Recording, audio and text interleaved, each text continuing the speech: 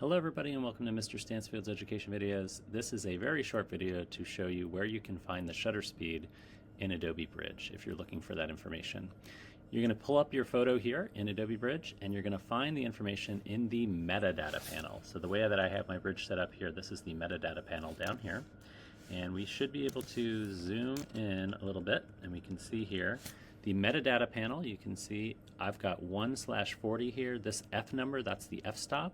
This other information isn't super important, but you can see your ISO, auto white balance, and some other stuff here. The main thing we're looking for is shutter speed though, and that's where you're gonna find it, okay? 1/40, that's 1/40th of a second, that's our shutter speed. And it makes sense, you've got some motion blur here.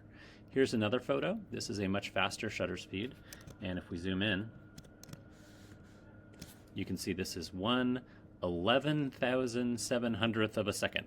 So you typically don't see that kind of shutter speed. That's a super fast shutter speed with most cameras, but cell phones sometimes have these really fast shutter speeds. So that's where you're gonna find that. And it makes sense. There's a frozen motion here. You can see everything's really sharp. This person jumping off of this rope swing here. So anyway, that's where you're gonna find it, right here in the metadata panel.